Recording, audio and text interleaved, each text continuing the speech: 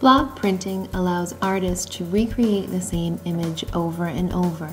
By adding watercolor paints, you can change the way a block print looks.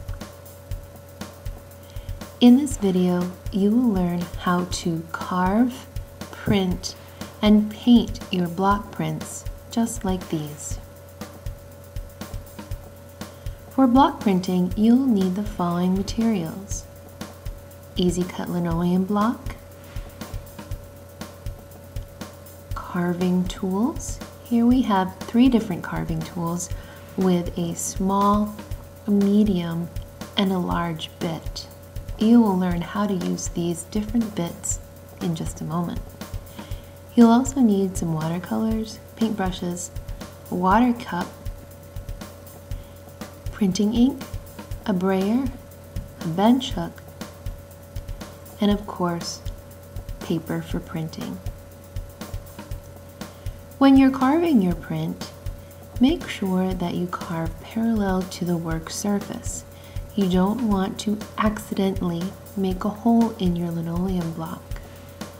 When you carve, carve slowly and carefully, only removing the material you don't want to print. When you are carving a small area, you'll want to use a small bit, just like shown here. Smaller bits allow you more precise carving and better control. After your block has been carved, you are now ready to print.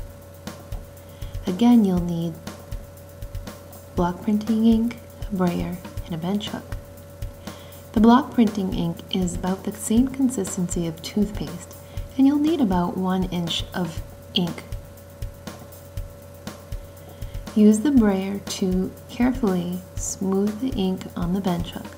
You'll want to roll the ink vertically and then horizontally to make sure you get a nice even coat on the brayer.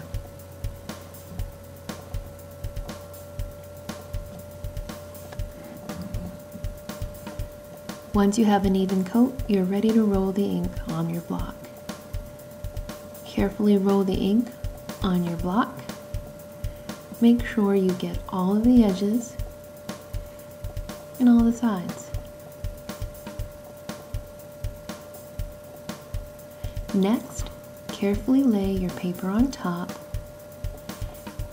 and use your fingertips to smooth out all the edges and make contact with the ink. Make sure you keep the paper nice and steady so you don't get a ghost print. Once you've smoothed out your paper and you feel you have a good print, carefully lift the paper from one corner, revealing your print. Let the print dry, then you're ready for the watercolor paint. You'll want to prep your watercolors with clear water before you start. Remember, you can always use the colors right from the pan, or you can mix them in the lid. Start by painting the background and start in the top corner. You want to be careful not to paint over the black printing ink because that's going to make your colors darker. If a small amount of the ink mixes in with your colors, it might look like a shadow or might look like a variation of the color. That's okay. Also, when you're painting, you want to pick different spots. You don't want to paint one wet area next to an area you've already painted.